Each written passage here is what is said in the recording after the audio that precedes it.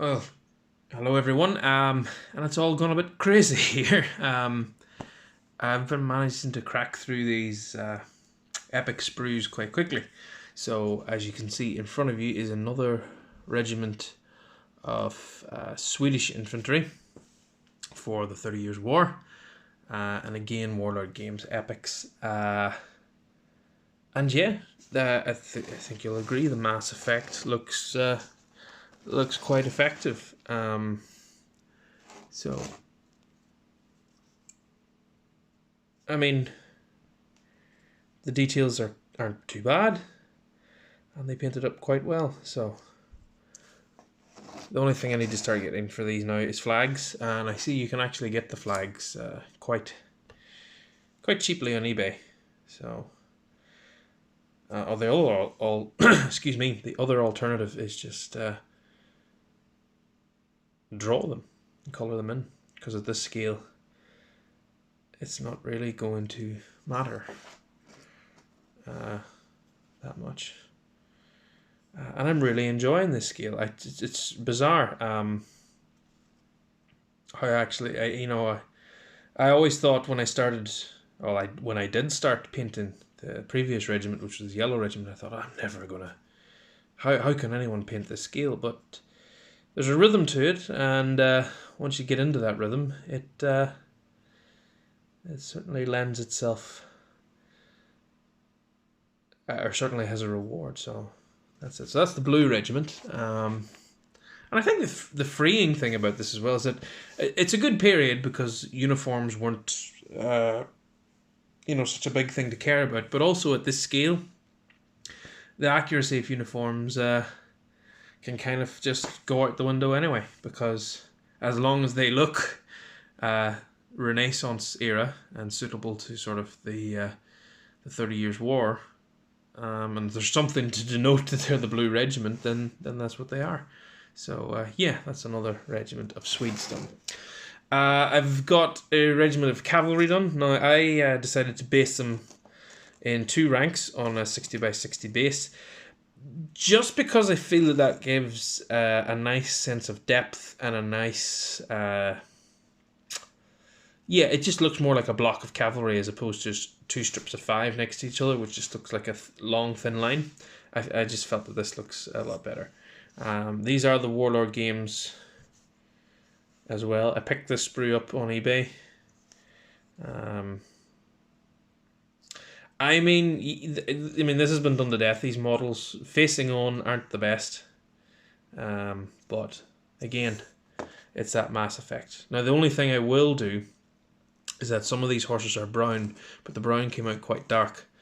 So I might have to, when I do the next regiment, just lighten my shade of brown a little bit more.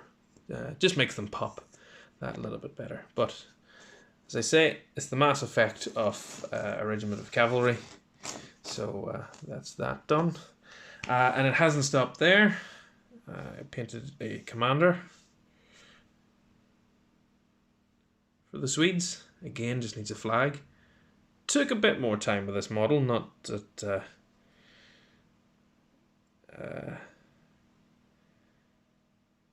it might show, but a few more highlights, a few more layers on the jackets and on the horse just to make him stand out a little bit more. And then a little bit small for a 25mm base, so I mounted him on a 2-pence piece, which has the added advantage then of giving him a bit of weight. And I have a child calling through the monitor. 2 seconds. Apologies, the joys of children. Young children, I suppose. But anyway, that's a commander done for the Swedes as well. So, and again, it hasn't stopped there. So the Swedes were a Protestant force, and they had allies that came in from various different Protestant nations to help, which was called the Protestant cause, which was just sort of a loose way of getting mercenaries in. And who did fight for them were Scots. So here is some of the Scots Covenanters. Now I know there's been some videos out by various people, and actually I think it was Boots on the Table with Dom, who said that the Hodden Grey was just whatever colour of cloth it was. And yeah, from my reading as well, that's just sort of been it. But I did go for a more traditional sort of light bluey grey with these, just to have, just for ease of painting, just to have that slight sense of uniformity that all these men are in a regiment, and you just knock through it a bit quick as well. I am quite proud of the tartan. I think it worked out quite well. And again, it's nothing too fancy. It's just a few lines and gradually working in a brighter colour. But, I mean, again, 3 feet rule, it should look effective. They just need based. But that's the pikes. These are the muskets. Again, just the same idea. And the bonnets being blue for the Covenanters. So, again, let's get those based. They'll fit nicely. And I do love the fact that the 4 ranks are all with their pikes held at ease, as opposed to having these individual figures with the pikes slanting forward. It just takes a bit longer to paint the individual figures, whereas if these were all a strip, it'll be a lot easier. But again, it just, I suppose, adds a nice variation to the table to have different regiments doing different things. But those are the Scots, and again, it doesn't end there, because as you know, or as I may have mentioned before, I had 2 sprues of these, because I got 2 copies of that Warlord Wargames Illustrated, and I decided, well, I've done the Swedish side, and I don't want to have too many mercenaries, but what am I going to do with that other sprue? So I decided to go Irish. Now, this probably isn't 100% accurate with uniforms, but again, what about this period was. So to make them different, I went for a green bonnet, and judging by the artwork of the 28mm Irish regiments, and there were certain soldiers in Ireland that wore a cap or a bonnet or something similar. So yeah, I just went for a bonnet and painted it green just to differentiate a little bit more, give them more sort of a muted earth tone uniform, and again just some tartan as well, because Irish did wear tartan and have their own tartan too. So that's the test sort of stand I've done for the Irish. But yeah, so this means I need more epic sprues for the imperialist side. But yeah, so the madness continues. It's not all been